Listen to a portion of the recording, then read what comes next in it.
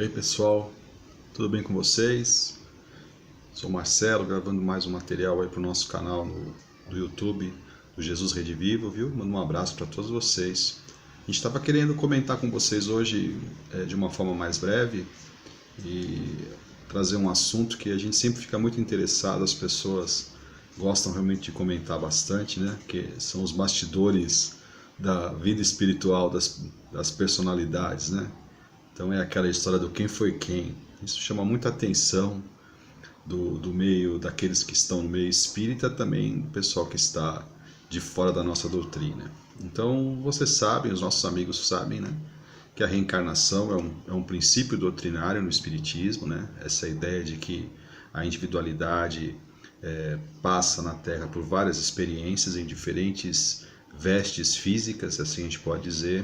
É um princípio que está ali exposto no Livro dos Espíritos, a respeito das vidas sucessivas, e que nós todos abraçamos como o mecanismo de Deus que permite que o espírito possa evoluir e também possa reparar os erros que porventura tenha cometido. E as pessoas sempre ficam muito interessadas, né, gente, sobre o assunto da reencarnação. Nos últimos anos, nas últimas décadas, é bastante conhecido de vocês também a terapia das vivências passadas. Muitas pessoas realizam em busca, às vezes, de ajuda para problemas que possa estar passando, não é? E nós temos uma ideia assim: Deus colocou o esquecimento do passado, que é justamente para que a gente possa aproveitar esta experiência. Mas, em algumas situações, a título de ajudar-nos no entendimento dos mecanismos da lei, Deus permite que a gente saiba, que a gente tenha contato com experiências de um mesmo espírito, diferentes experiências, que é justamente para a gente perceber como a misericórdia divina atua em nosso favor. O que acontece, gente? Basicamente, você tem duas situações em que você pode ter uma revelação, vamos dizer assim, de uma existência anterior, seja nossa ou seja de um terceiro. Você tem a questão da revelação mediúnica, que aí depende de vários fatores, porque você vai ter que observar, a pessoa normalmente estará sozinha com um determinado médium, não é? O médium vai lhe confidenciar aquela experiência, então a gente às vezes não tem como provar, não é? Vocês vejam, por exemplo, muitos dos amigos do nosso Chico Xavier, o Chico conversava de forma íntima certas situações, a pessoa escuta, guarda aquilo e logicamente depois não tem como fazer uma comprovação do que ouviu, não é? Então a gente respeita todas essas pessoas, confia certamente na palavra delas, mas não é algo que você tenha realmente como demonstrar. E por um outro lado também você tem as situações, como nós já citamos, e que nós preferimos chamar de uma regressão espontânea do indivíduo a uma existência anterior. Isso acontece muito, está muito bem catalogado por vários pesquisadores da reencarnação, mas principalmente nos países orientais que já têm essa tradição do pensamento reencarnatório. Na Índia, por exemplo, onde as crianças apontam o local onde moravam, a forma com que vieram a desencarnar, enfim. São situações que estão aí disponíveis para a gente pesquisar. Eu vou me ater no nosso vídeo, que pretendo seja um vídeo bem curto, numa pesquisa que a gente fez na obra do Chico, especificamente de livros da autoria do Humberto de Campos, Irmão X, né? São 15 livros do Irmão X, da Lavra Mediúnica do nosso Chico, onde a grande maioria trata de contos de aspecto moral, não é? Onde Humberto de Campos vai nos passando as suas experiências de desencarnado e contando várias histórias interessantes para nos ajudar na edificação moral, mas em alguns pontos, gente, ele vai trazendo informações a respeito de reencarnação. O Ney, que é o nosso querido amigo que edita os nossos vídeos, à medida que a gente for colocando a obra que a gente leu e a informação, ele vai colocar aí a foto dos espíritos envolvidos, né? E vocês guardem isso com uma certeza, que é algo documentado, está realmente escrito na obra, está ali testemunhado pela mediunidade ímpar e idônea do Chico Xavier, o que para nós espíritas é realmente um carimbo de autenticidade para que a gente possa confiar, tá bom? Vou usar minhas anotações, não vou conseguir lembrar para falar para vocês o que a gente conseguiu pesquisar, então vocês relevem o fato da gente ler, que é justamente para a gente ser fiel aí ao que nós conseguimos pesquisar, tá bom?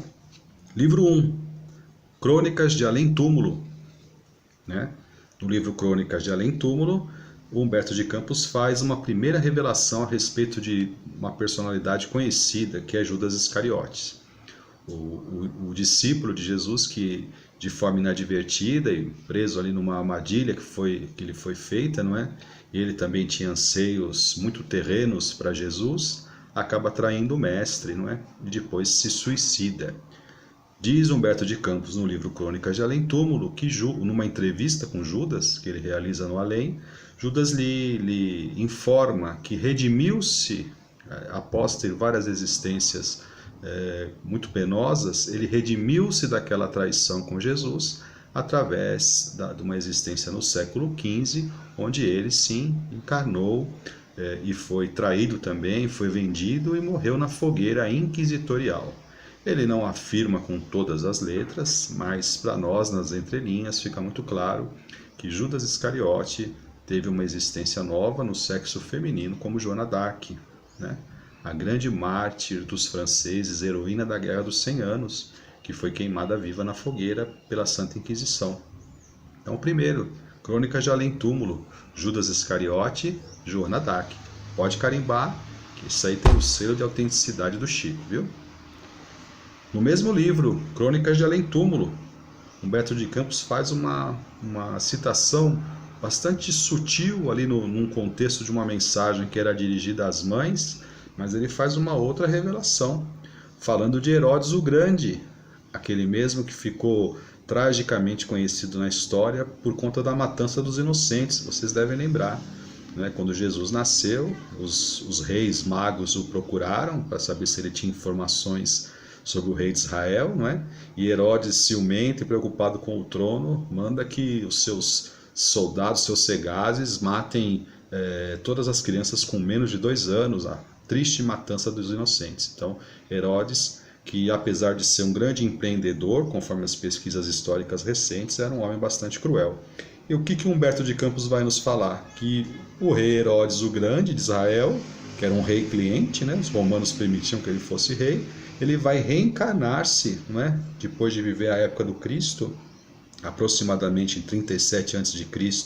até 4 a.C., é o tempo de existência de Herodes, ele vai reencarnar-se como o sacerdote católico francês, célebre desta vez, desta conta, por ser um discípulo da caridade, um apóstolo da caridade, Vicente de Paulo, que viveu de 1581 até 1660, um sacerdote que ficou celebrizado, melhor dizendo, por conta das grandes obras de caridade que realizou na França.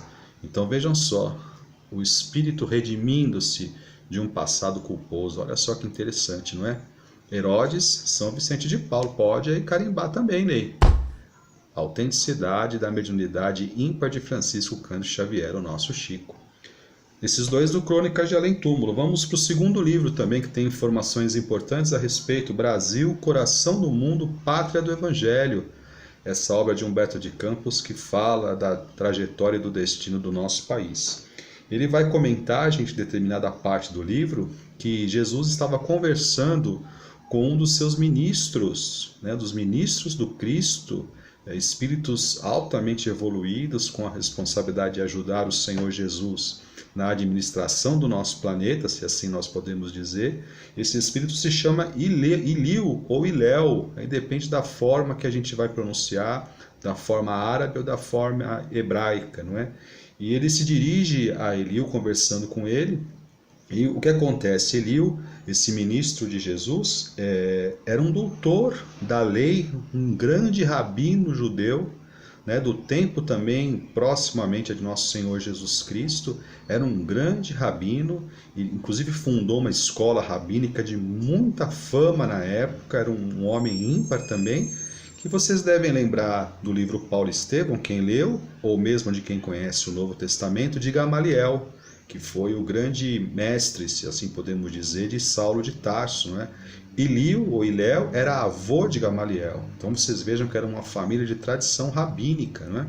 E pela revelação de Humberto de Campos, um espírito altamente colocado nas esferas junto ao coração de nosso Senhor Jesus como um dos ministros da sua vontade, não é? O que acontece? Conforme Brasil, coração do mundo, pátria do Evangelho, Ilio, ou Iléu, vai reencarnar como o infante Dom Henrique de Sagres, que foi o grande impulsionador dos descobrimentos portugueses, das navegações portuguesas no século XIV, no século XV, mais no século XV. Ele nasceu em 1394. Então Henrique de Sagres reencarnou com a tarefa definida por Jesus para impulsionar em Portugal os grandes descobrimentos e, consequentemente, dar a oportunidade para que Cabral chegasse no Brasil, não é? Então, é um missionário, um ministro de Jesus, o grande Ilio ou Iléu, como é conhecido no mundo dos espíritos, ok? A segunda revelação que é feita por Humberto de Campos no Brasil, coração do mundo, gente, é a respeito de Tiradentes, o mártir da independência, que vocês conhecem bem, que nasceu em 12 de novembro de 1746 e morreu em 21 de abril de 1792. Humberto de Campos dá a palavra ao anjo Ismael, não é? E Ismael diz a Tiradentes: você, com a sua morte violenta, você está se redimindo de uma existência em que foi inquisitor na sua última existência, né? Inquisitor. Não sei se na Espanha, não fica claro pelo texto, ou em Portugal, mas o espírito que fora Tiradentes, não é? Havia numa existência anterior tenha sido um inquisitor, não é? Junto à Igreja Católica, e redimiu essa existência através dessa situação onde foi martirizado pela independência do Brasil. Beleza? Mais uma, no Brasil, coração do mundo, pátria do Evangelho. Então, Longinos, o soldado romano que, segundo a tradição cristã, foi aquele que espetou Jesus com a lança enquanto Cristo estava na cruz, e que até existe esse culto popular a Longinos, que é o famoso São Longuinho, né? Vocês devem conhecer quando perde alguma coisa. Longinos, lá na espiritualidade, recebe a tarefa de vir à Terra para, de uma forma bastante operosa, um grande homem que viveu no nosso Brasil, consolidar a pátria do Evangelho, não é? Que é Dom Pedro II, o filho de Dom Pedro I, não é? Dom Pedro II, o grande segundo imperador do nosso país, não é? Segundo Humberto de Campos, então, o Dom Pedro II era, na espiritualidade, Longinos, tinha tido uma experiência junto ao Cristo, que ficou muito marcada aos pés da cruz. E no Brasil ele foi o grande imperador dos brasileiros, conforme consta lá no Brasil, coração do mundo, pátria do Evangelho. Pode carimbar também essa daí, viu, Ney? Longinos, Dom Pedro II, conforme a mediunidade transcendente de Francisco Cândido Xavier. Beleza? Muito bem. No mesmo livro Brasil, coração do mundo, pátria do Evangelho, Humberto de Campos faz referência a José de Anchieta, o célebre missionário jesuíta. Ele era da Espanha, não é? Achava até que ele era português, mas ele era espanhol. Nasceu em 1534 e faleceu em 1597 no Brasil. Então, José de Anchieta, esse jesuíta espanhol, ele teve um trabalho missionário aqui no nosso país e depois reencarnou também, desta vez em Portugal, como João Barbosa, tendo imigrado para o Brasil, onde ficou conhecido como Frei Fabiano de Cristo, que era porteiro no convento de Santo Antônio dos Franciscanos, no Rio de Janeiro, não é? Nasceu em 1676 e faleceu em 1747, não é? Que ali no porteiro, na portaria do convento de Santo Antônio, ele sublimou a sua tarefa, tendo sido um anjo da caridade para todos aqueles que lhe procuraram. Pode carimbar também, Ney. Estou aqui, né? Pode carimbar. José de Anchieta, Fabiano de Cristo. Mais uma só, tá, gente? Aí nós encerramos do livro Cartas e Crônicas, do mesmo espírito Humberto de Campos, que também depois adotou o pseudônimo Irmão X. Ele faz uma referência numa mensagem muito linda que nós recomendamos vocês a lerem, chama-se Kardec e Napoleão, um encontro no mundo espiritual com o imperador Napoleão Bonaparte dos franceses, que estava reencarnado e que é levado à espiritualidade, uma pleiade de espíritos, não é? E ali tem contato com o Espírito Verdade.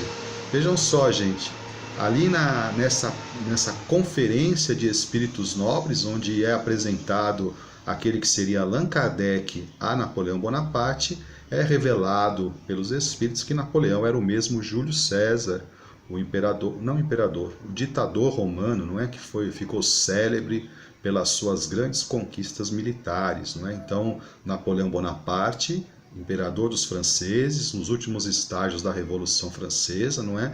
Que depois movimentou toda a Europa numa guerra sanguinolenta, não é?